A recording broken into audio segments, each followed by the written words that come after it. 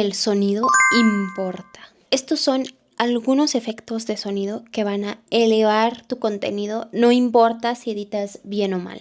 Y te digo cómo usarlo. Si vas a añadir zooms o transiciones, este es el sonido ideal. Se llama whoosh. Tenemos riser. Este lo puedes usar de momento de tensión donde vas a anunciar algo súper grande. Este es el sonido ideal. Y este